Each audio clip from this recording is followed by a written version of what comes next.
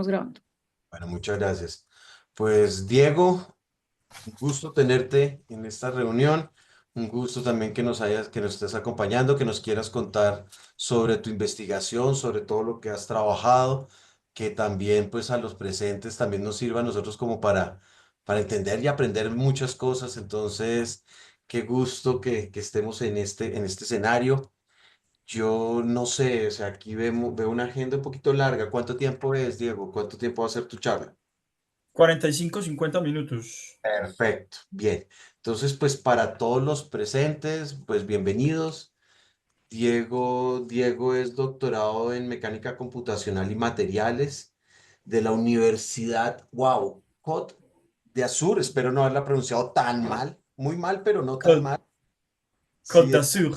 Côte d'Azur, ok, listo, Côte d'Azur de Francia. Tú hiciste tu maestría en ingeniería mecánica en la Universidad FIT. Has trabajado fuertemente en el desarrollo de modelos numéricos para el área específicamente de fracturas y mecánica de materiales. Y creo que también te ha apasionado bastante la investigación de propagación de grietas en asteroides y cometas. ¿Sí? No sé si, Sí. Diego, si de pronto me puedes complementar un poquitico de tu hoja de vida, que no esté, que yo haya aquí pasado muy olímpicamente.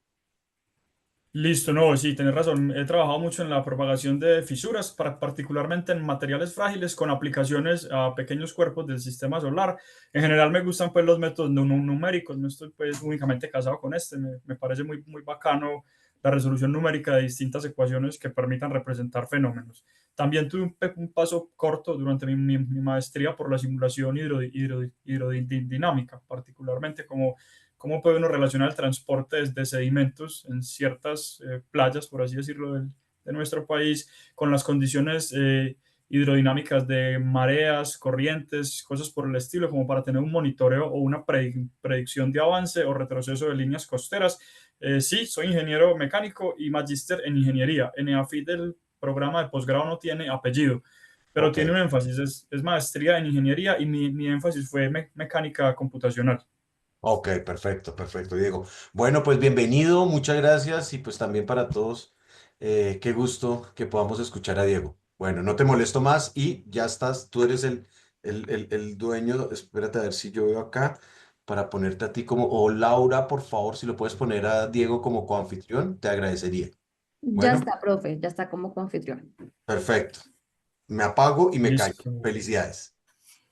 Listo, muy buenas tardes, profesor Juan Pablo, muy buenas tardes a todos. Muchas gracias por la invitación pues, a participar en este espacio para compartir un poco de mi investigación en este seminario, todo como parte del proceso pues, de selección para el cargo de profesor asistente en el Departamento de Ingeniería Mecánica de la Universidad de los Andes. Ya el profesor Juan Pablo pues, describió un poco mi hoja de vida, entonces digamos que vamos al grano. Yo les voy a compartir un poquito de una de mis líneas fuertes de trabajo, que es la propagación de fisuras, particularmente.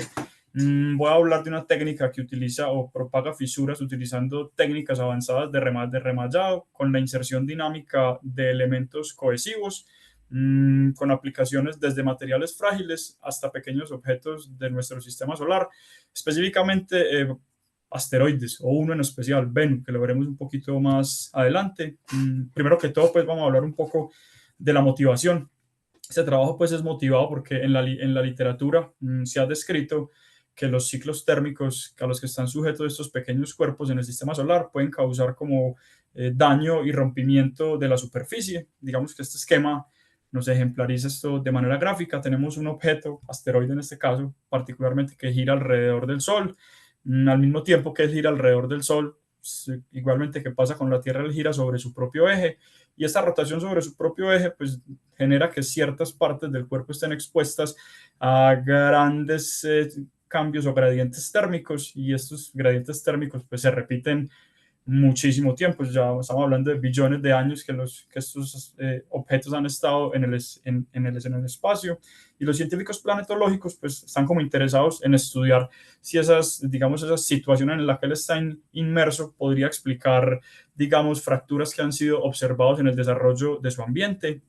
Mm, la nucleación y el crecimiento de microfracturas dentro del material, están pues inducidos por esfuerzos térmicos, y estos esfuerzos térmicos son el resultado de estos ciclos diurnos de temperatura, día-noche que llamamos, que en nuestro caso en la Tierra son 24 horas, veremos ahorita que en otros cuerpos pueden ser menos tiempo o en algunos más.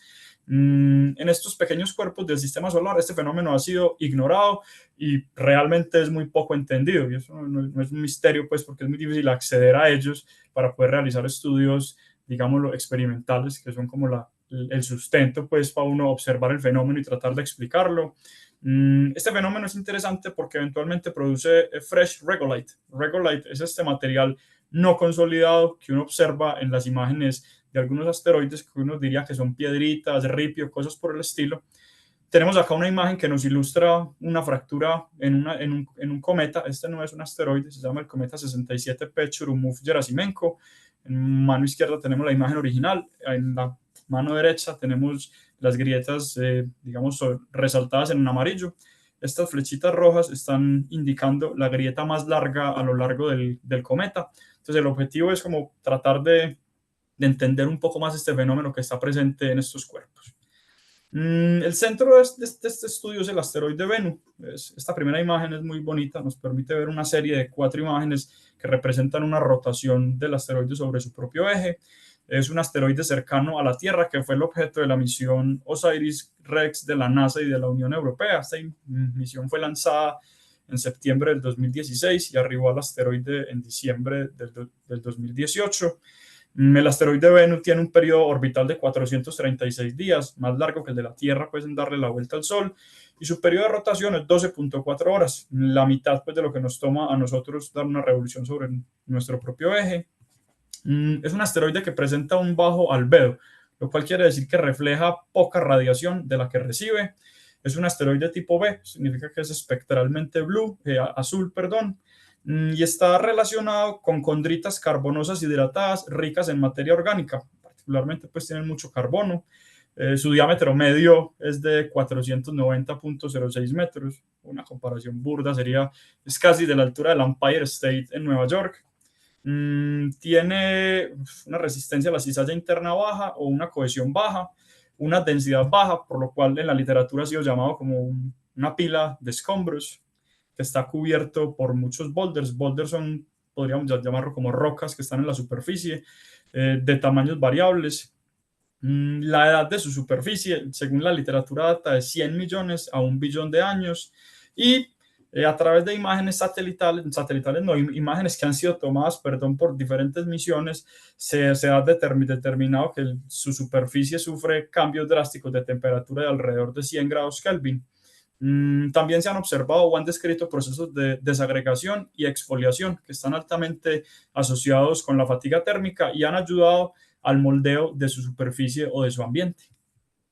Esta es una imagen del asteroide Bennu tomada por la misión OSIRIS-REx en diciembre del 2018. Entonces surge una pregunta, y es que nos gustaría saber qué pasa con materiales similares a estos que componen Bennu si están expuestos por mucho tiempo a ciclos térmicos. ¿Será que vamos a observar fractura térmica? Y otra pregunta más interesante, ¿podríamos plantear un modelo termomecánico que nos permita explicar este thermal cracking que ha sido observado en el asteroide? Son como las dos preguntas que rigen o que nos van a orientar a lo largo de esta presentación. Entonces, en orden o para simular propagación de grietas con fatiga térmica necesitamos 3 cosas. Un modelo mecánico para describir la mecánica de la fractura, un modelo térmico para describir el comportamiento de la temperatura y un modelo de fatiga para ver si somos capaces de relacionar el crecimiento de la grieta con ciertos ciclos térmicos que podamos observar. Entonces, aquí tenemos el outline de mi presentación, con base pues tratando de responder las cuestiones anteriores que planteamos basados en la motivación. Vamos a hacer una pequeña introducción al tema de propagación de fisuras. Vamos a describir la metodología utilizada en este estudio para propagar una grieta, cómo se calcula la dirección de propagación de una fisura.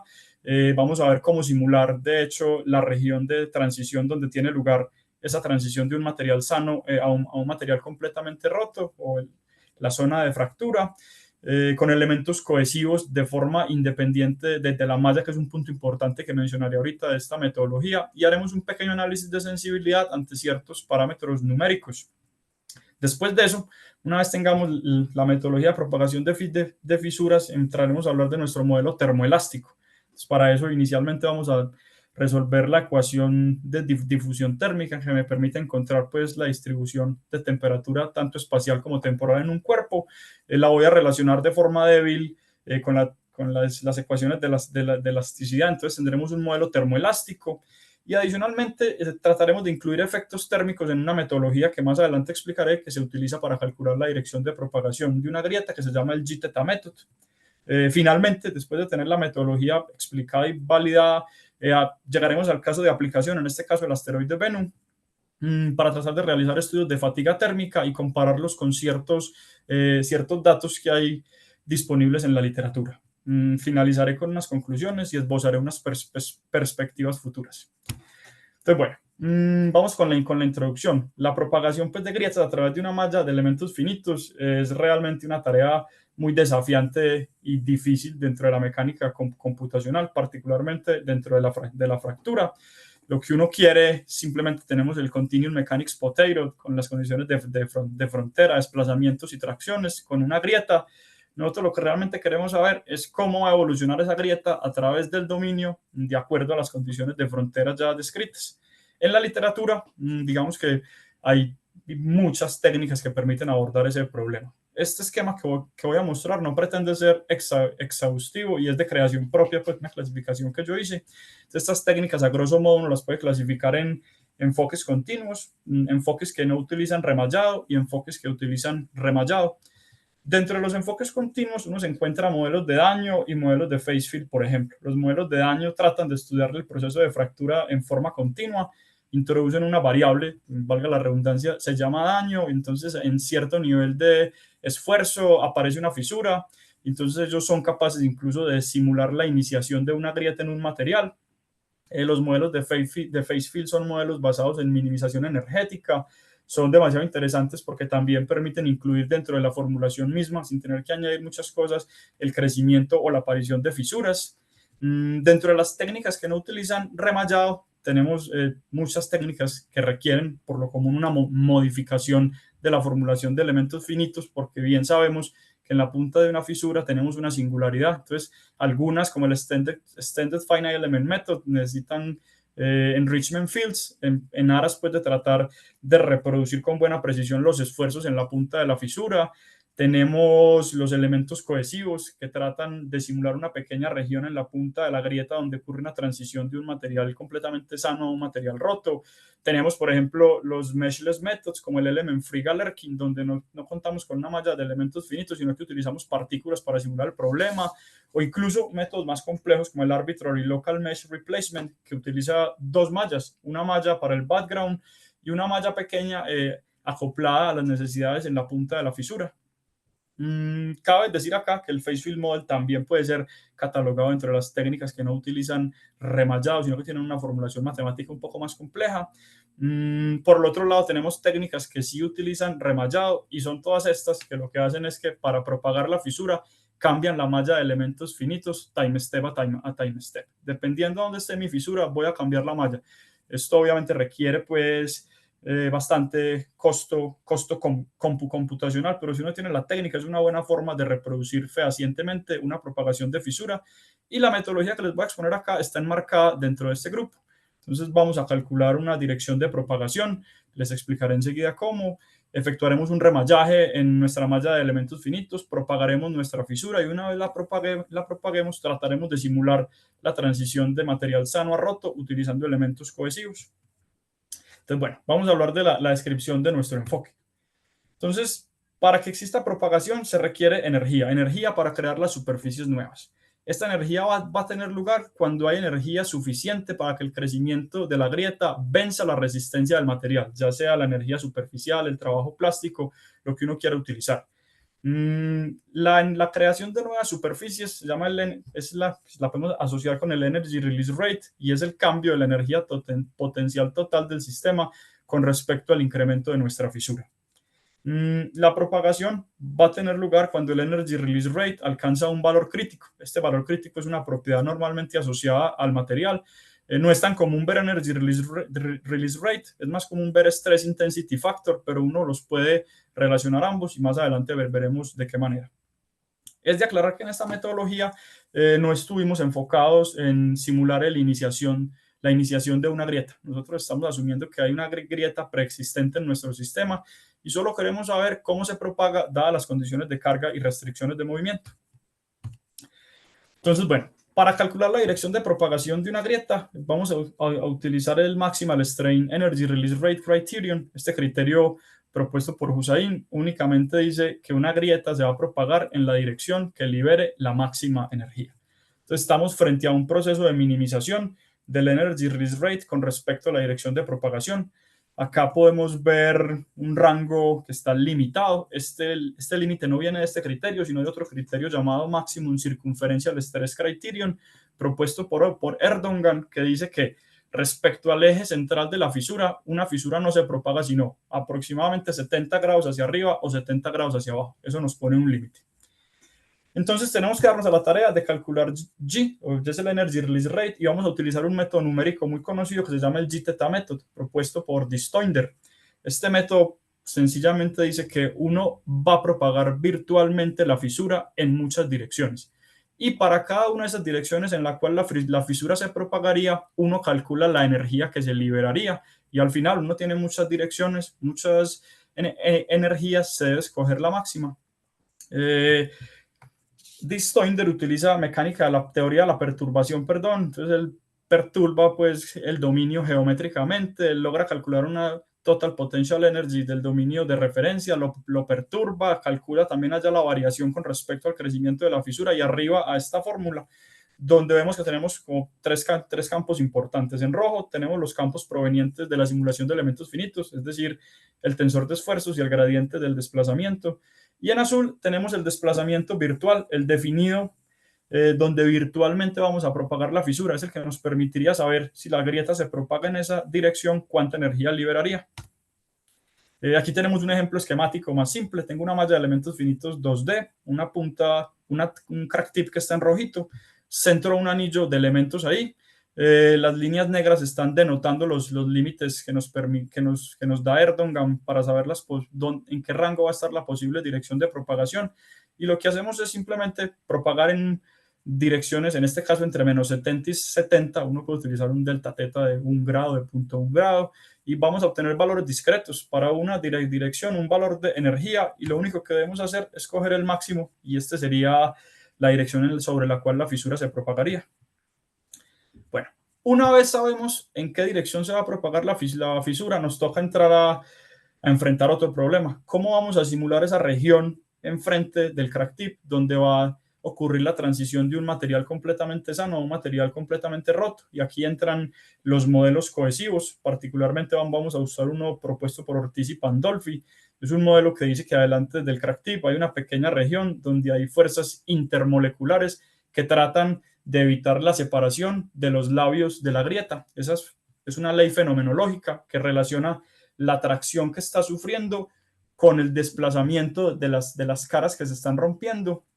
Es una ley irreversible, por lo tanto, en la gráfica podemos observar pues, que si uno llega hasta un punto y se devuelve, nos vamos linealmente hacia el origen y por ahí mismo cargamos. Eso garantiza la irreversibilidad. Si tenemos un desplazamiento negativo, un delta negativo, es decir, una penetración, tenemos una penalización para que actúe como un resorte con una constante muy grande y no deje que se penetren los elementos. En esta ley cohesiva tenemos que remarcar que delta y t son valores efectivos, es decir, uno realmente tiene desplazamientos sliding y desplazamientos normales, tangenciales o normales, igual que las tracciones, pero uno las puede relacionar de forma que se vuelva un valor efectivo. Teóricamente, si integramos nuestra ley fenomenológica o nuestra atracción de 0 a infinito, encontraremos el Energy Release Rate del sistema. Entonces, listo. Así vamos a trabajar nosotros esa transición de un material sano a un material completamente roto. Ahora, lo que queremos saber es lo siguiente. Tenemos una fisura. Ya sabemos que está aquí el crack tip marcado. Tenemos una línea azul punteada que nos muestra la dirección de propagación que se calculó. En la literatura, anteriormente lo que se hacía es que la fisura se propagaba por los edges más cercanos a la dirección de propagación, como la forma más fácil y más óptima de hacerlo. Eso inmediatamente uno ve que eso es mesh dependence, porque si cambiamos la malla, si la refinamos más, el crack path va a ser totalmente distinto. Entonces, uno de los grandes aportes de este trabajo es que antes de propagar la fisura vamos a efectuar una operación de remallado, garantizando que queden edges de triángulos sobre la dirección de propagación. Es decir, que desde la punta de la fisura en la dirección de propagación yo voy a tener edges en los cuales moverme, en los cuales mover mi punta de fisura sin alterar el camino que la grieta debe recorrer, teniendo en cuenta la dirección que calculamos. Una vez efectuamos este remallado, pues procedemos a mover la punta de la fisura. La distancia de propagación es un valor numérico en este modelo que necesita, veremos más adelante incluso pues un estudio, un análisis más profundo de sensibilidad, pero yo decido, o el que usa el modelo decide cuánto quiere propagar la fisura. Lo único que hemos tenido en cuenta hasta este momento es que esa distancia debe ser menor que la process zone length, que el tamaño de la zona que definimos adelante de la fisura, donde tiene pues, donde toma lugar esta transición de un material sano a un material roto. Esta puntica la trasladamos hacia acá e inmediatamente después, detrás de la fisura, duplicamos los nodos. Entonces, al duplicar esos nodos, realmente lo que estamos haciendo es que estamos abriendo un hueco en la malla de elementos finitos. Y ese hueco lo vamos a llenar con una inserción dinámica porque esto pasa a medida que la fisura se propaga de elementos cohesivos, que una vez la simulación sigue su curso, ellos se cargarán, se empezarán a abrir, ellos a medida que se van abriendo van liberando la energía de fractura y entonces eso es lo que nos permite simular ese proceso. Para separar dos triángulos en dos dimensiones, para separarlos completamente, debo insertar dos elementos cohesivos entre ellos. Si estuviéramos en 3D, debo insertar tres elementos tipo tetraedro entre dos tetraedros para separarlos completamente. Entonces, bueno, ya tenemos metodología para calcular dirección de propagación, técnicas de remallado para no ser dependientes de la malla. Vamos a testear nuestra metodología. Entonces, el primer ejemplo que utilizamos es un benchmark muy conocido de una placa restringida en su borde inferior con una tracción cortante aplicada en el extremo superior y una grieta inicial de las dimensiones mostradas en la figura. Se ha hecho de manera experimental y numérica. Es un ejemplo de Mixed Mode Loading. Aquí están representados el modo 1 y el modo 2 de la fractura. Tengo que aclarar en este momento, como ya lo dije, que la distancia de propagación en este modelo es un parámetro que efectivamente requiere un poco más de estudio profundo para entender bien su efecto en la propagación, pero incluso con eso, en términos de crackpad, nosotros pues, fuimos capaces de reproducir muy bien, acertadamente, lo que ya la literatura tiene reportado aquí con dos trabajos anteriores que lo hacen de forma numérica y que sus resultados numéricos los comparan con el experimento que se realizó de esta configuración. Adicionalmente, para este caso, como uno conoce los valores del Stress Intensity Factor, uno podría utilizar la teoría de la mecánica de fracturas lineal y encontrar el ángulo de propagación, que teóricamente daría menos 14.74. Nosotros, antes de iniciar o de propagar toda nuestra fisura, comparamos con el primer ángulo que encontramos. Una vez la grieta se va a propagar, nuestro ángulo con nuestra metodología fue de menos 14.92. Aunque hay una pequeña diferencia, vemos que estamos en muy buena concordancia con lo teórico. Después de eso, decidimos hacer un análisis de sensibilidad frente a parámetros numéricos, particularmente el tamaño de la malla, el time step y los parámetros que se necesitan utilizar en la ley fenomenológica cohesiva. Los llamamos parámetros cohesivos. En aras del tiempo, aquí únicamente voy a mostrar los resultados relativos o relacionados con el tamaño de la malla porque nos van a vislumbrar una desventaja que tiene este modelo. Como ofrece ventajas como la que acabamos de ver que resuelve la dependencia de malla, viene con sus desafíos. Entonces lo que hicimos para este caso es tomar tres mallas distintas, tomamos una malla de referencia y refinamos las otras mallas. Hay que recalcar que cada malla, aunque esté refinada, está mucho más refinada en el vecindario de la punta de la fisura. ¿Por qué? Porque sabemos que ahí matemáticamente hay una singularidad. Entonces yo sé que no voy a ser capaz de reproducir la singularidad, pero si tengo una malla refinada ahí, pues mi diferencia respecto al valor que sería infinito realmente pues va a ser menos mala que si estoy no refinado en ese elemento. Comparamos los resultados en términos de curvas fuerza-desplazamiento para las tres mallas. Alcanzan a ver acá una crucecita roja. Esa crucecita roja indica el momento donde la propagación inicia. ¿Por qué? Porque recuerden que la propagación se va a permitir una vez el sistema o el anillo de elementos que definimos, el Energy Release Rate calculado ahí, sea mayor que el valor crítico del sistema. Entonces, una vez llegamos ahí, se permite la propagación, se calcula la dirección de propagación, se remalla, se propaga o se mueve el crack tip, se insertan elementos detrás y se vuelve a simular. Esto inmediatamente va a producir un decrecimiento de los esfuerzos alrededor de la fisura. Esa es una de las explicaciones de estas oscilaciones. Entonces caen los esfuerzos. Tengo que seguir la simulación cargando nuevamente para que la energía o el energy release rate vuelva a alcanzar el valor crítico y se pueda hacer otra propagación. Entonces, globalmente uno ve que se logra el objetivo. A medida que se va propagando, voy liberando la energía producto de la ruptura del material. Pero salta a la vista uno de los problemas que tenemos, que nos ayuda a entenderlo esta otra grafiquita que muestra el comportamiento normalizado del energy release rate respecto al tiempo. Y esta metodología tiene una dependencia respecto al time step. Me explico. Si yo decrezco el time step, por ejemplo, voy a aumentar la velocidad de propagación de la fisura porque recuerden que el parámetro o la distancia que yo propago, yo también la decidí. Entonces, realmente tendría dos parámetros con los que estoy jugando que no los tengo relacionados, pero yo tengo o tendría con qué relacionarlos y es con la velocidad de la fisura. Esta propagación no es estable porque yo no conozco la velocidad de la fisura. En las perspectivas al final daré un esbozo de cómo uno podría tratar esto, pero el objetivo primordialmente acá no era hablar de fractura estable. Queríamos una metodología que nos permitiera estar muy bien respecto a la literatura en términos de crack path. En adición, sabemos que estamos controlando, digamos, el control de la energía de fractura, que con otras metodologías a veces no es posible como tenerlo en cuenta. Pero bueno, todas las ventajas que nos ayuda también tiene sus punticos negros. Aquí uno de ellos. Para seguir mostrando que estamos bien, muy bien en términos de crack path, tomamos otro ejemplo muy conocido en la literatura, que es una viga con dos apoyos cargada en el medio, que tiene tres huecos, la presencia de tres huecos en su dominio, y vamos a jugar con la posición o la localización inicial de la fisura y el tamaño de la fisura.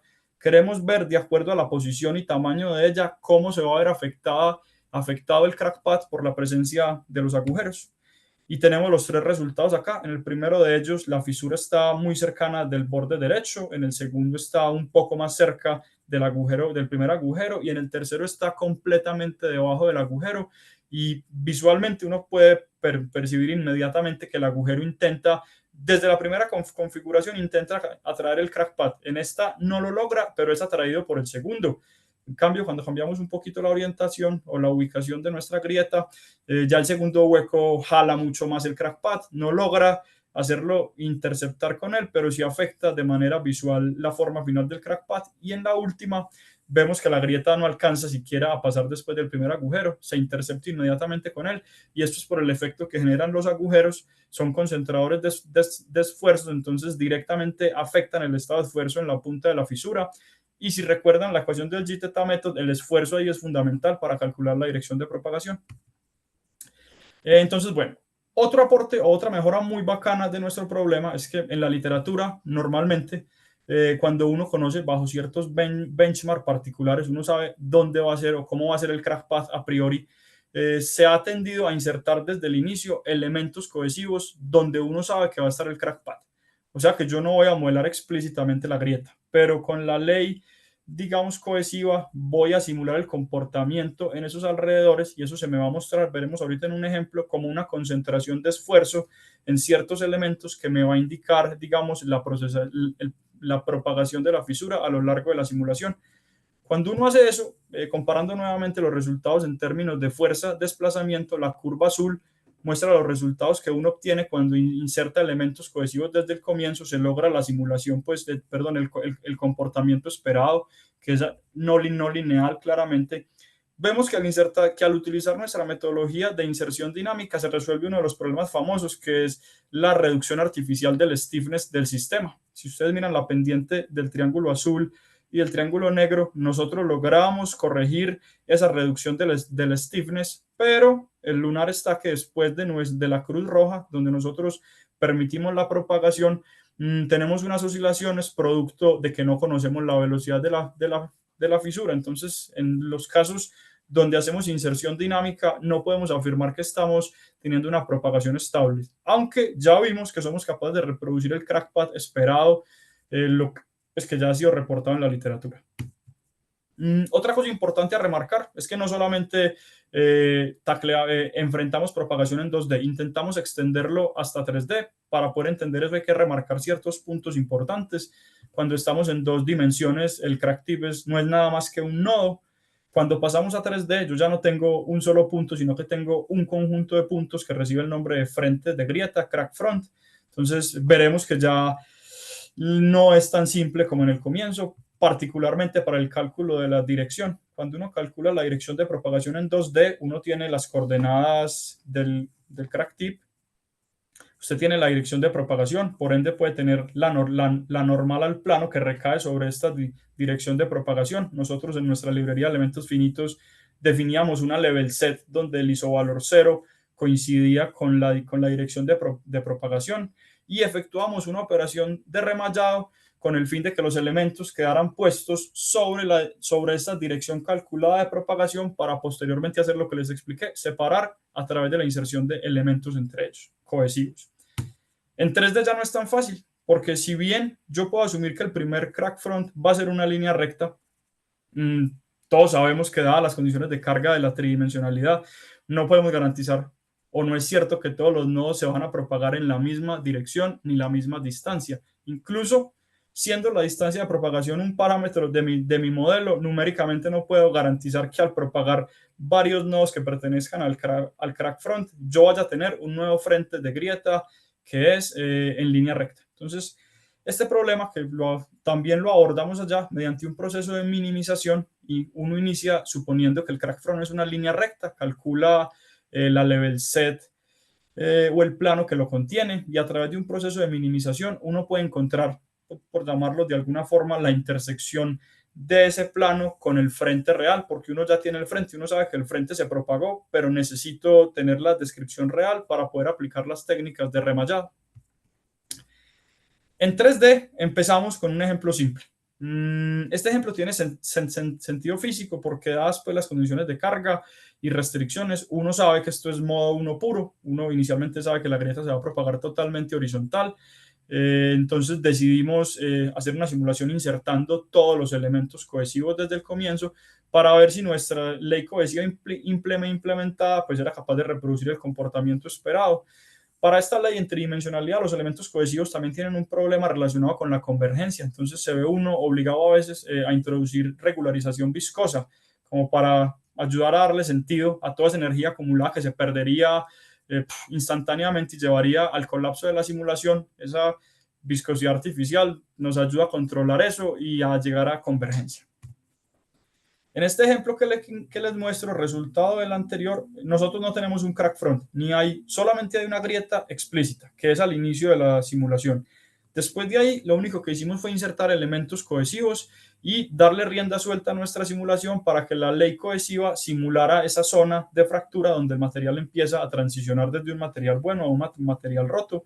Lo que les dije ahora, no tenemos ninguna fractura, ninguna fisura que se propague, pero la concentración de esfuerzo le permite a uno saber que a partir de ahí hacia atrás tengo elementos muertos. De ahí para adelante tengo elementos que están transicionando. A mano derecha podemos ver la curva fuerza-desplazamiento para este problema que está pues, en total concordancia con los resultados esperados. Este ejemplo tiene significado físico. Luego intentamos abordar otro sin significado físico, pero para mostrar las capacidades de nuestra metodología para propagar un frente de grieta en una malla tridimensional de elementos finitos. Para ese motivo, ya no vamos a insertar los elementos cohesivos sobre una dirección de propagación conocida porque no la vamos a inventar. ¿Por qué no la vamos a inventar? Porque por problemas de tiempo no pudimos, digamos, extender la metodología de cálculo de dirección en 2D a 3D. Entonces asumimos que inicialmente el frente de grieta se va a propagar de manera horizontal. En una segunda propagación se propagará menos 60 grados hacia abajo, luego menos 40, luego menos 20, se volverá a propagar 0 y finalmente se propagará 20 grados positivos. Eso nos permite obtener un crack path final como este. En el color rojito nos permite identificar dónde estaba el frente de grieta inicial, que era totalmente recto, Y si ustedes se dan cuenta, una vez uno empieza a propagar, ocurre lo que les comenté. Ya no puedo garantizar que el frente de grieta va a ser totalmente una línea recta, lo cual conlleva, si miran el final de la simulación, un frente de grieta que puede ser muy inhomogéneo, lo cual puede traer muchísimos problemas. Ese es otro drawback que tenemos en la parte de 3D. Tenemos que trabajar en eso, tal vez tratar de buscar formas de suavizar ese frente de grieta, porque aunque tenemos un parámetro fijo de propagación, es imposible garantizar que todos los nodos que pertenecen al crack from se van a propagar exactamente lo mismo. También debemos tener en cuenta que esta es una propagación falsa. Aquí asumimos que todos los nodos cuando se propagan sobre la misma dirección. En la vida real se puede dar el caso que un nodo se va a propagar un poco más o un poco menos que otro. Esas son cosas que hay que tener en cuenta cuando empecemos a taclear este problema de forma directa. Y aquí tenemos una representación animada de cómo sería la propagación de un frente de grieta en 3 dimensiones. Recuerdo nuevamente que son direcciones arbitrarias, no tiene sentido físico, pero vislumbra las capacidades de la metodología para abordar propagación en 3 dimensiones. Listo. Una vez tenemos nuestra metodología para propagar fisuras, nos toca entonces entrar a abordar el otro problema. ¿Cómo vamos a describir la influencia de la temperatura, particularmente de nuestro modelo termoelástico? Entonces, para eso lo primero que necesitamos es resolver la ecuación de difusión que nos va a permitir, a través de la temperatura, la densidad, el calor, la capacidad calórica, la conductividad térmica y los términos fuente, describir cómo es la distribución espacial y temporal de la temperatura en un cuerpo. Una vez tengo eso, lo voy a relacionar de forma débil con la elasticidad. Nosotros sabemos que la deformación está compuesta por deformación elástica, plástica y térmica. Aprovecho este momento que no lo había dicho para decir que esta metodología solamente abordamos el régimen elástico. No estamos interesados en el régimen plástico, precisamente porque la aplicación final tenemos un desconocimiento muy grande de las propiedades reales del material. Realmente no sabemos siquiera con exactitud su comportamiento lineal, entonces sería pues de poca utilidad tratar de abordar la plasticidad. Pero sí sabemos que la deformación la podemos clasificar o dividir en dos: deformación elástica y deformación térmica. La deformación térmica simplemente termina siendo el delta de temperatura por el coeficiente de expansión térmica, donde el delta de temperatura en este caso es la temperatura en el tiempo t menos una temperatura de referencia, donde la temperatura de referencia para nosotros será una temperatura en la cual no hay deformación. Una vez ya tengamos, digamos, acoplado de forma débil nuestro modelo termoelástico, volvemos a la expresión que nos permite calcular el Energy Release Rate. Distoinder, en su planteamiento, deja abierta la posibilidad de incluir más efectos en este escenario. Uno puede incluir fuerzas directamente aplicadas sobre los labios de la fisura o gradientes térmicos. Entonces nosotros lo que hicimos fue, digamos, tomar el modelo más grande y no simplificar todo y tratar de ver cómo sería el efecto en el cálculo de la energía, el Energy Release Rate, si incluíamos términos relacionados con la deformación térmica que están en rojo. Entonces, por allí tendremos el delta de temperatura y el coeficiente de expansión térmica. Entonces, es un modelo de termoelasticidad que tenemos que validar la termoelasticidad y tenemos que validar si la inclusión de términos térmicos directamente en el cálculo del G-Theta Method va a tener influencia grande sobre los resultados obtenidos por nosotros. Para eso nos encontramos con este benchmark de la literatura, que es una plaquita que tiene un ancho B y una fisura en la mitad con una longitud A. Está restringida a modo pues de evitar la traslación de cuerpo rígido y está en estado estacionario. Le voy a aplicar un gradiente de temperatura, en este caso menos T0 y T0. Y Helen en 1982 lo que hizo fue utilizar 3 técnicas distintas para calcular el Stress Intensity Factor: Virtual Crack Extension, J-Integral, y propuso una metodología propia desarrollada por él para calcular este Stress Intensity Factor en modo 1. Aquí obviamente vemos que únicamente tenemos modo 1 y calculó varios factores de intensidad teniendo en cuenta la relación de la longitud de la fisura con respecto al ancho de la plaquita. Debo remarcar que mi metodología me permite calcular Energy Release Rate, pero asumiendo condiciones de plane strain, yo puedo relacionarla con el Stress Intensity Factor. Entonces yo podría con mi G calcular el K1 y en la gráfica presentada por ellos se hace una normalización con este término, entonces también la apliqué y tenemos los resultados acá. en azul, negro y verde están los resultados propuestos por Helen por allá en el 82 con los 3 métodos que les dije, y en rojo están los resultados de mi modelo. Ciertas diferencias se observan de mi modelo con respecto a ellos, pero son unas diferencias similares a las que se presentan en los resultados de ellos, y ellos mostraron pues buena concordancia con la teoría. Uno echándole mucha cabeza acá podría tratar de responsabilizar a esas diferencias que en ese año 1982 quizás no se preocuparon mucho por un análisis de convergencia con el tamaño de malla en la solución. El eje X nos muestra la relación del tamaño de la fisura con el ancho de la placa, y el eje Y el valor del Stress Intensity Factor, y vemos que a medida que la grieta se hace más grande con respecto al ancho de la placa, pues todas las distintas metodologías se acercan un poco más como a un valor, convergen hacia un valor pues particular. Adicionalmente nosotros tratamos, fuera de esa comparación que hizo Helen, nosotros dijimos, pues vamos a hacer la misma simulación, pero vamos a calcular la dirección de propagación con el G-Theta Method, incluyendo los términos térmicos y no incluyéndolos. Y este es el resultado. Uno podría decir inmediatamente que incluirlos o no incluirlos no sirve para nada, estamos perdiendo cómputo. Pero no se nos debe olvidar que aunque no los incluyamos en el G-Theta Method, tenemos un modelo débilmente acoplado, entonces el efecto térmico ya fue incluido en la solución mecánica una vez tuvimos en cuenta la deformación térmica. Entonces no podemos decir pues que es totalmente pues como perder el tiempo hacer esto. Lo que sí, esto nos puede explicar por qué en la literatura muchas veces los términos térmicos no son incluidos directamente en el cálculo del Energy Release Rate, más bien solamente con incluirlos en el modelo termoelástico se considera suficiente. Entonces, bueno, ya nosotros explicamos y validamos nuestro modelo mecánico, para calcular la dirección de una propagación de fisura. Presentamos y validamos nuestro modelo termoelástico, incluso analizamos el efecto pues, de incluir los términos de deformación térmica en el cálculo de la dirección de propagación. Ahora quisiéramos enfrentarnos al siguiente problema que nos plantea como, ¿será que numéricamente somos capaces de reproducir algunas fracturas observadas en pequeños cuerpos del sistema solar que están sometidos a muchos ciclos térmicos? Es como la pregunta que nosotros queremos. Ahora entra en juego la fatiga.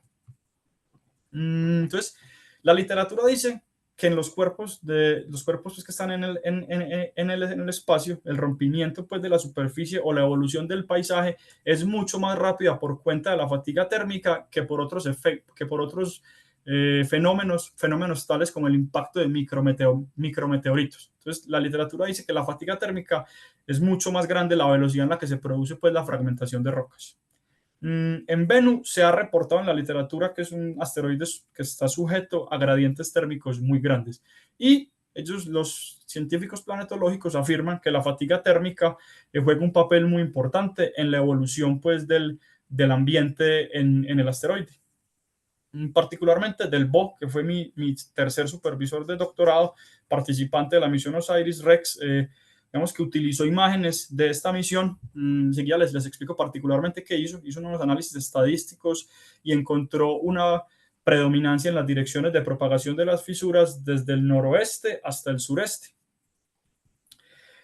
Básicamente lo que él hizo es que se contaba con imágenes de muy alta resolución del asteroide. Esas imágenes fueron proyectadas pues, para uno quedar como con un mapamundi plano de los que estamos acostumbrados a ver.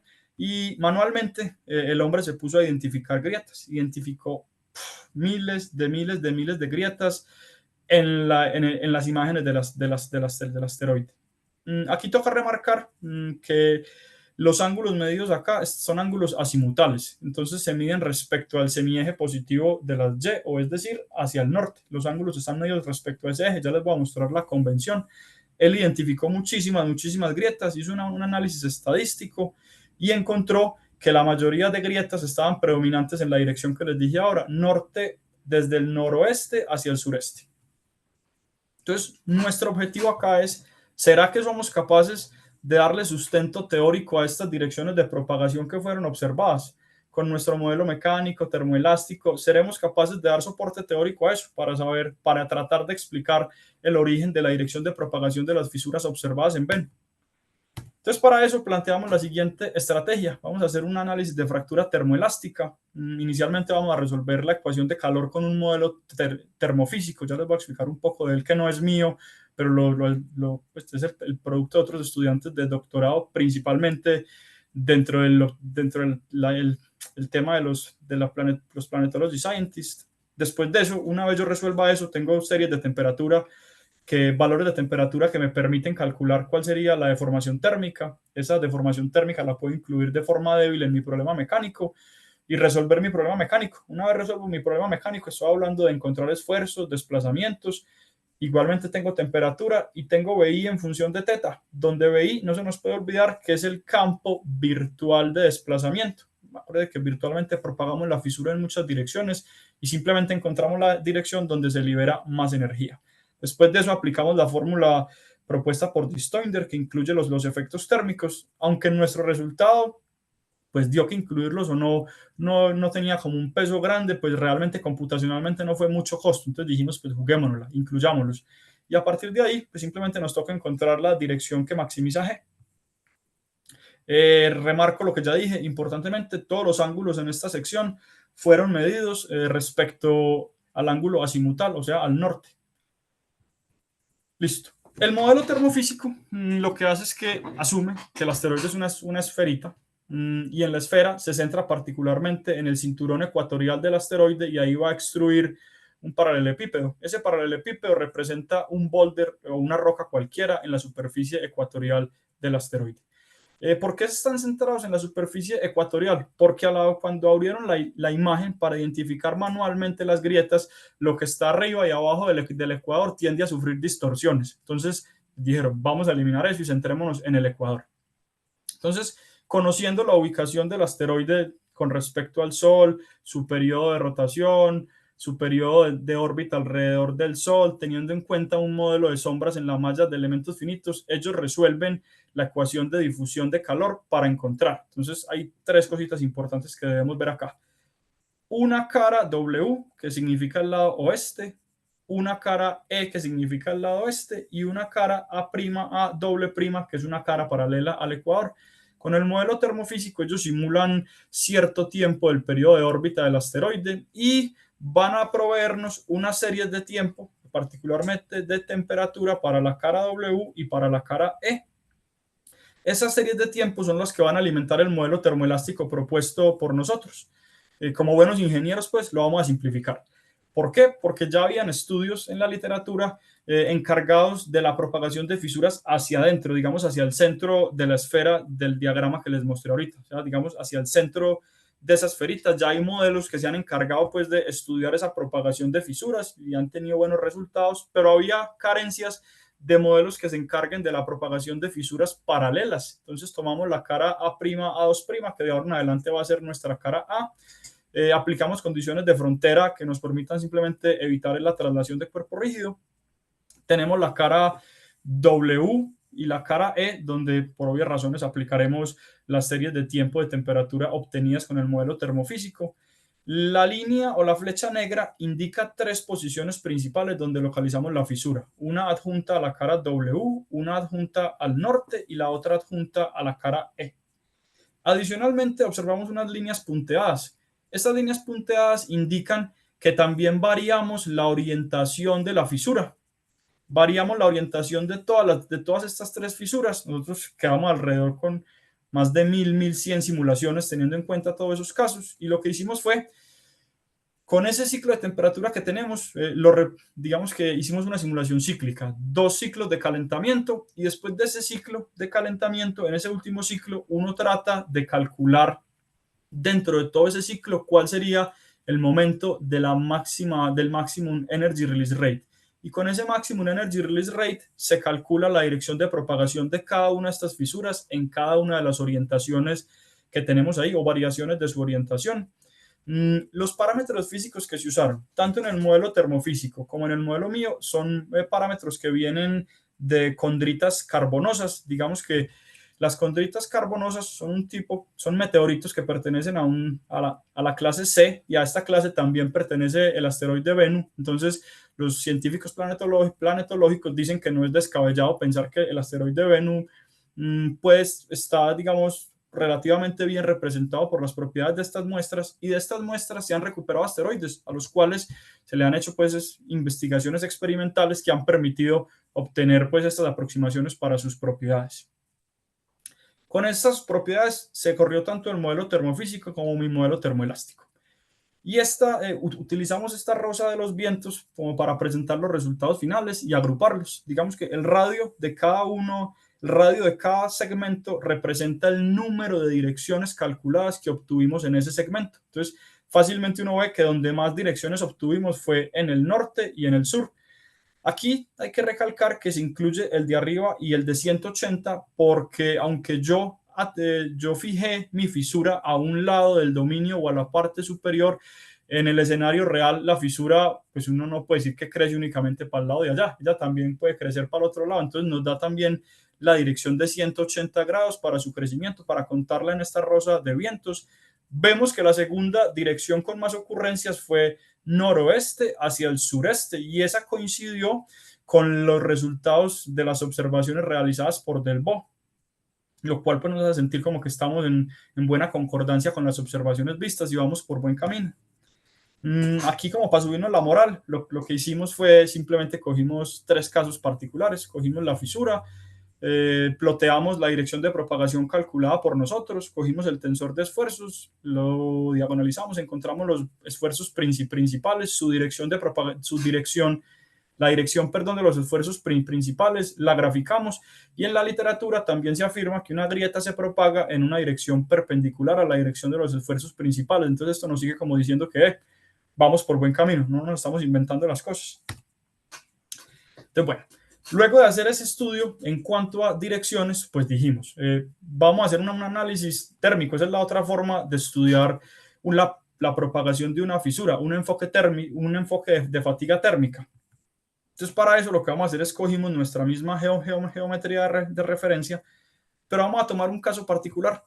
Tomamos la cara W y la fisura cuyo ángulo azimutal es de 90 grados, es decir, la que está completamente horizontal, y repetimos la simulación, la metimos en el ciclo de calentamiento, hicimos todo ese cuento. Lo que pasa, vamos a asumir que en ese ciclo encontramos el mayor energy release rate dentro de todo el ciclo.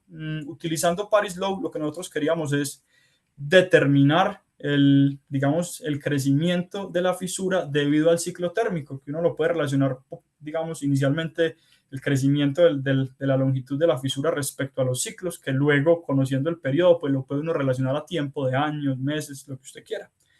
Para ese análisis utilizamos la ley de París. ¿Por qué la ley de París y no otras? Porque verdaderamente hay muy poca información, digamos, de los materiales que vamos a utilizar. Para utilizar modelos más complejos que requieren más información del material, pues si ya tenemos poca información, pues tiene poco sentido tratar de usar un modelo que requiere más información. A es el incremento, es la medida pues, de la longitud de la grieta. N es el número de ciclos. Delta KI es como la diferencia entre el máximo Stress Intensity Factor y el menor durante el ciclo que queremos analizar. C y N son parámetros que normalmente se obtienen pues, de experimentos de fatiga. Son resultados experimentales del material. Ya vamos a hablar un poquito de ellos. Nuevamente, con el modelo propuesto por nosotros no podemos calcular Stress Intensity Factor, pero asumiendo condiciones de plane strain, uno puede calcular K1 con base en G. La geometría o el caso que queremos modelar, asumimos que no hay sino fractura en modo 1, no vamos a analizar el modo 2. Como les conté, uno simula todo el ciclo, escogimos el Maximal Energy Release Rate de ese ciclo, encontramos o calculamos el Stress Intensity Factor correspondiente con la mayor energía de liberación. Verdaderamente nosotros estábamos interesados en la propagación por tensión. La propagación por compresión es poco estudiada en la literatura, entonces incluso el cerramiento pues, de la grieta se ignora, por lo tanto en la literatura se sugiere que uno puede tomar el K1 mínimo igual a 0, entonces fácilmente podemos calcular el delta de KI con el valor que calculamos de nuestro ciclo. Para los parámetros C y N de la ley de París, resulta que se han hecho estudios con 2 meteoritos pues, que se tienen muestras.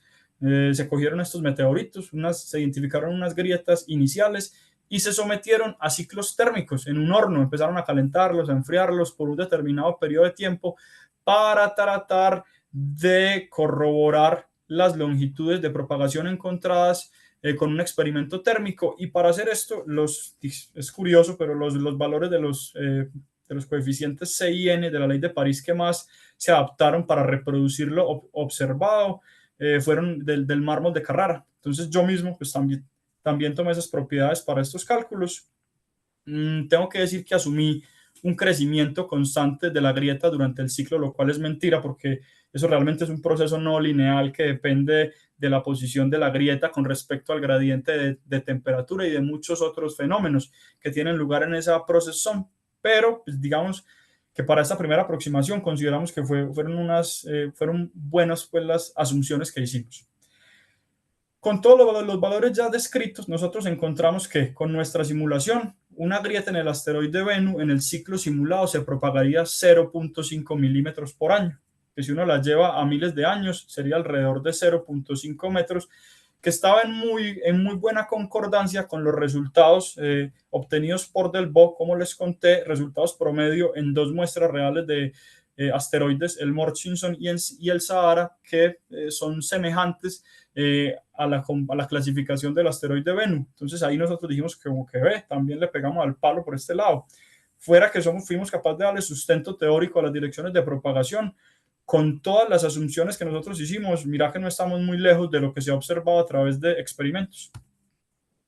Entonces, bueno, finalmente pues uno podría esbozar las siguientes conclusiones. Entonces presentamos una técnica de remallado avanzado combinada con inserción dinámica de elementos cohesivos que permite la propagación de una fisura en dos dimensiones a través de direcciones arbitrarias. En términos de crackpad, estamos en excelente agreement con la literatura. Comparados con trabajos futuros, no tenemos problemas reproduciendo el crackpad. Tenemos que decir que tampoco podemos decir que tenemos una propagación estable de la fisura porque realmente no estamos controlando la velocidad de propagación. Pero en términos de crackpad, estamos 1A. En propagación tridimensional hicimos simulaciones sin sentido físico, pero muestran, digamos, las capacidades de la metodología propuesta para abordar este tipo de propagaciones que son muy complejas en términos topológicos por los cambios de la malla. Entonces aquí vimos que en un par de direcciones arbitrarias que nosotros propusimos se logró propagar un frente de grieta a través de una malla de elementos finito en 3 direcciones.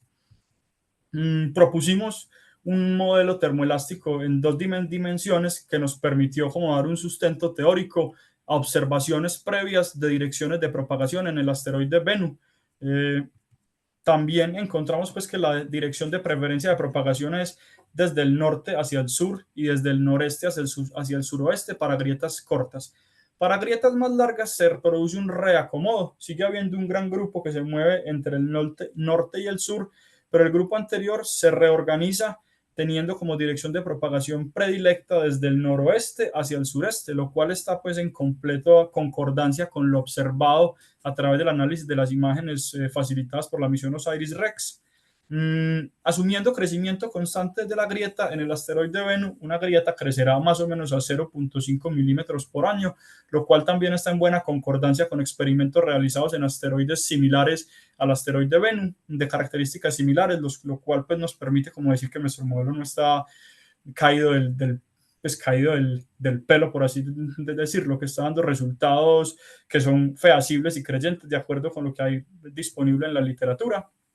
Me gustaría pues remarcar que aunque esta presentación estuvo pues enfocada en la parte de propagación frágiles y en cuerpos pequeños del sistema solar, otros estudiantes cuando yo estaba haciendo mi doctorado utilizaron esta misma metodología para estudiar propagación en compuestos, particularmente en aleaciones de titanio compuestos, titanio en rojo, compuesto en gris, muy útiles en la industria aeronáutica, y particularmente la industria aeronáutica quiere que estos compuestos fallen no por la interfaz de unión del titanio con el compuesto, sino dentro del compuesto. Para eso hacen inclusiones pues que afectan, digamos, el estado de esfuerzos alrededor de la fisura, que ya vimos que eso lo que hace es atraerla, y así se logra que la pieza falle no por la interfaz, sino por el compuesto como tal. Entonces, pues para mostrar que es una metodología la que se propuso acá genérica, que se puede usar en muchas aplicaciones, desde cuerpos espaciales como aplicaciones reales del sector aeronáutico automotriz.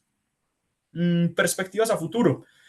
Bueno, nosotros en sí no hicimos una propagación de la fisura dentro del asteroide, porque realmente las cargas térmicas son muy bajas. Si nosotros comparamos pues ese Critical Energy Release Rate, si conociéramos las propiedades del material, no llegaríamos al valor crítico para empezar a liberar energía, o sea, para que empecemos el rompimiento de la pieza. Entonces sería muy bacano que uno pudiera, la ley cohesiva que implementamos, complementarla con un modelo de fatiga, para que no solamente influya la intensidad, sino la cantidad de ciclos que tiene uno de la carga. Eso sería como a futuro una perspectiva muy bacana, que sería mucho más realista pues la degradación del material.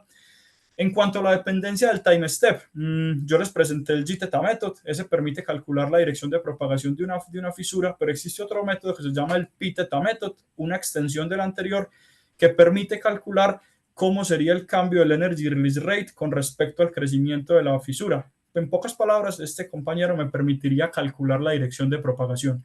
Y ya conociendo la dirección de propagación, bien sea que yo fije la distancia que quiero propagar mi fisura, o el time step, el otro simplemente se recalcula, y con eso podría uno hacerle frente a las inestabilidades o a las oscilaciones que les mostré una vez se alcanza la propagación de la fisura.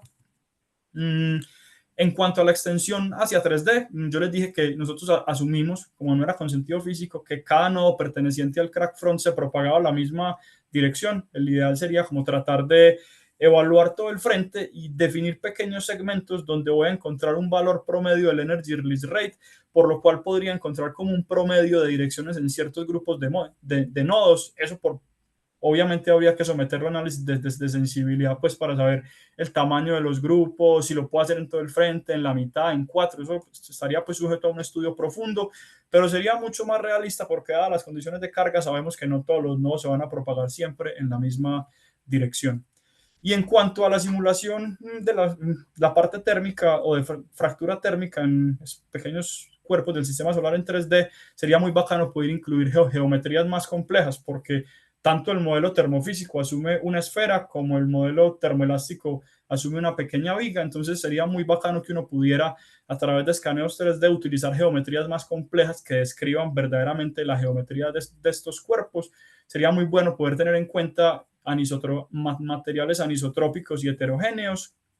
Y les tiro ahí como un chisme, la misión Osiris-Rex, luego pues de orbitar el asteroide, tomar las muestras, regresó a la Tierra septiembre del año pasado. Entonces en algún momento sería demasiado interesante, después que estudien todas estas muestras recolectadas, ver pues si hay unas variaciones muy grandes con las propiedades que asumimos de materiales más o menos similares o que pertenecen a las mismas familias. Sería muy chévere volver a rehacer todo un análisis de esto para ver si estábamos muy desfasados, si estábamos muy bien, si verdaderamente asumir que son asteroides que pertenecen a la misma familia permite hacer las propiedades de uno con otro. Sería dentro de las perspectivas algo muy interesante.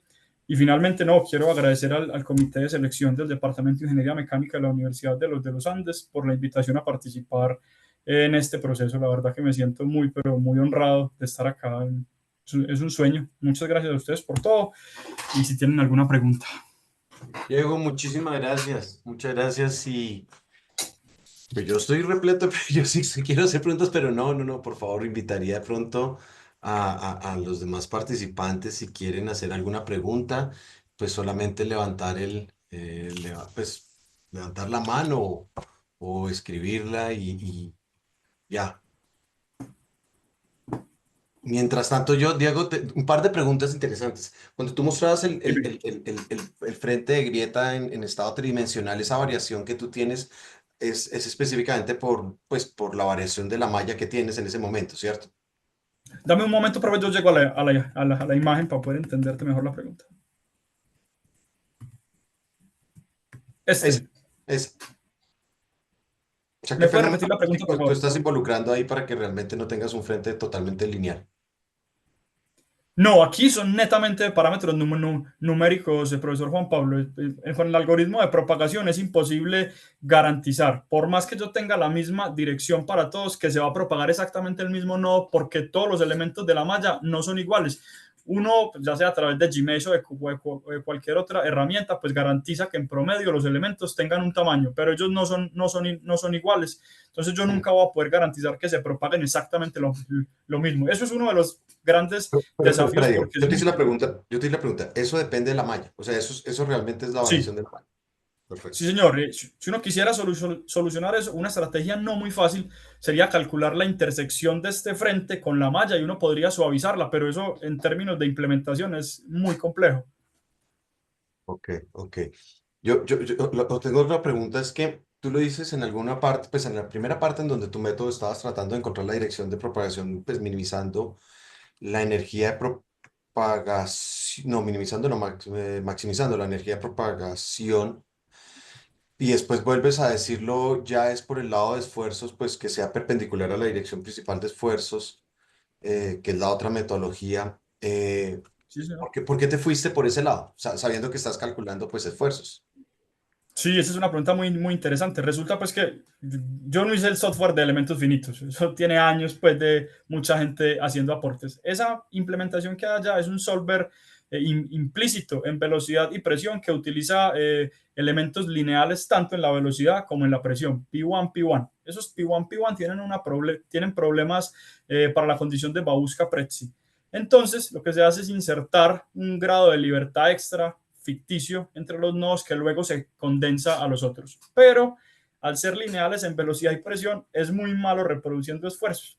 Yo tendría que refinar en la punta de la fisura, muchísimo para acercarme siquiera, sería una. O implementar elementos especiales como los elementos del cuarto punto. Entonces, Ujú. quarter point elements. Por eso me fui por un criterio energético, porque digamos que yo al situarme en el anillo de la punta de la fisura, pues ya no estoy en la punta. Entonces, no soy bueno, pero no soy tan malo como si estuviera totalmente en la punta para utilizar mi valor de esfuerzo, y el esfuerzo es muy importante en el cálculo de la energía. Es más por eso, por las Ok, capacidades de la librería. sí, ya te entiendo. Y si me vas a hacer una tercera pregunta en esa línea, pero te digo, es de, pues digamos que hacer esa la roseta, digamos, de elementos ahí en toda la punta de la grieta. Con respecto a tu método, claro, lo que pasa es que la formulación matemática que tú tienes de tus elementos, pues te lleva a eso, pero digamos, ¿cuál de las dos pesaría, pues sería más liviana para solucionar? Es decir, haciendo No un te entendí, profe. enmallado con una roseta en toda la punta de la grieta No, pero y... yo no remayo, profe. Esto No, realmente yo son sé, dos círculos. no, Sí. yo sé. Entonces, no te Lo que entendí la estoy pregunta. diciendo es tu metodología con respecto a con respecto a una segunda metodología que sería refinar los elementos en la punta de la grieta, que es en esa dirección, en esa geometría de la roseta.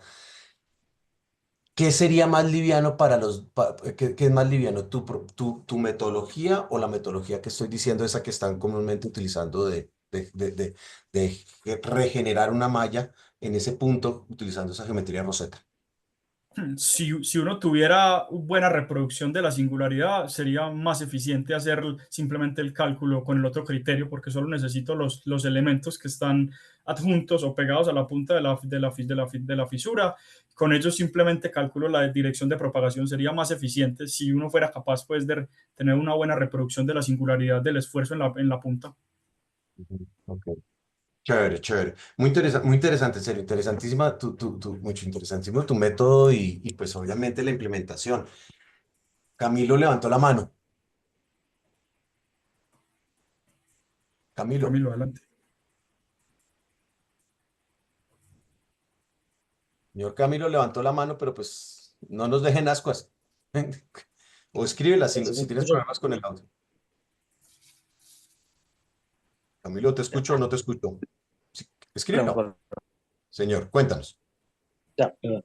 No, Diego, nuevamente muchísimas gracias, la verdad, muy interesante. Yo la verdad no es que sepa Gracias. mucho de mecánica de la fractura ni de estos temas de materiales, yo estoy mucho más enfocado hacia el lado de energías y ciencias térmicas. Entonces me queda la duda y pido disculpas si es un poco pendeja la pregunta, pero ¿cuál es el objetivo final de esto? Mejor dicho, ¿esto cómo puede ser aplicable o cómo, digamos, se puede aplicar a cosas que sean más allá del estudio, desde la grieta en el, en el en el cuerpo celeste, sino como puede ser, digamos, aplicado a algo más de ingeniería aplicada, por así decirlo, es la pregunta.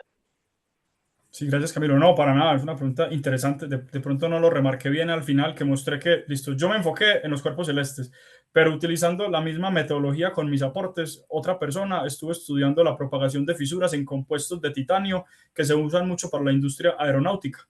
Y ellos, como repetían al final, están muy interesados en que si la pieza falle es no por la interfaz, sino por el aglutinante que los une.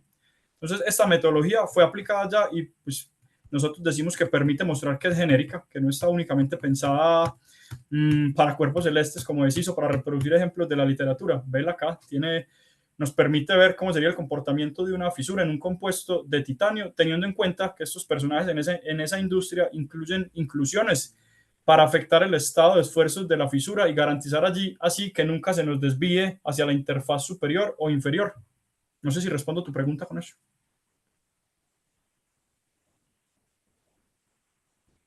Aló, aló. Perfecto. O sea, para que la falla siga siempre cohesiva y no interfacial entre las Sí, uniones. señor. Perfecto.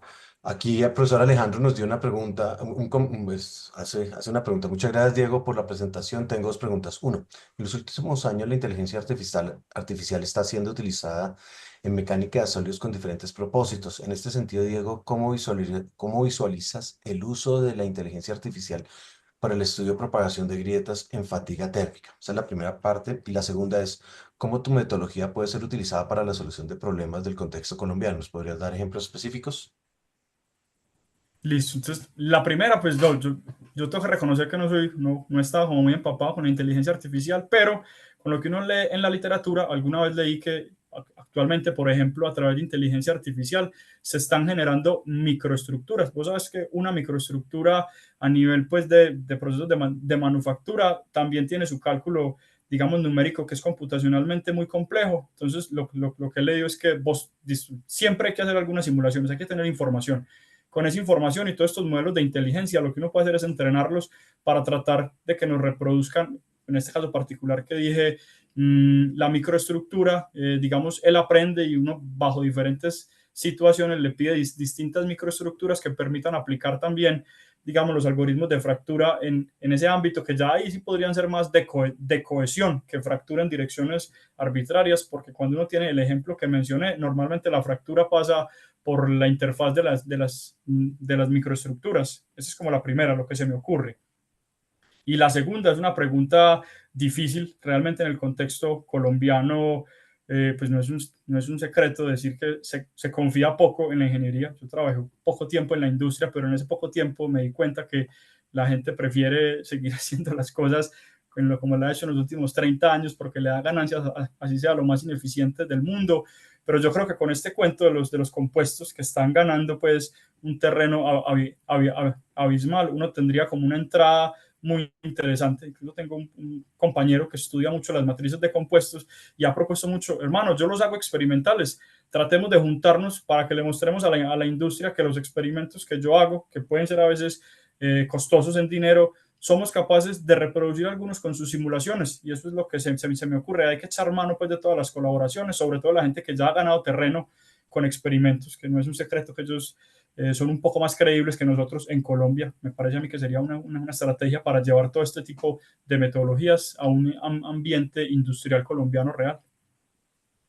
Diego, muchas gracias. Gracias a Pues ustedes Alejandro le por está la diciendo participación. gracias. Ah, ok. Diego, un gusto haberte escuchado. Muchas gracias. Muy chévere la simulación. Genial, o sea, las fotos, sí, las simulaciones, todo. Muy agradable. Te agradezco muchísimo, Diego, tu tiempo. Y bueno, pues a todos los profesores también que están acá, la grabación como queda, la van a escuchar los otros profesores. Entonces, pues bueno, gracias, Diego, gracias a todos. Carolina, Laura, felicidades. Muchas gracias a todos por la oportunidad. Feliz tarde. Un placer estar acá. Hasta luego. Diego, nos hablamos la próxima semana. Felicidades. Chao. Chao. Chao.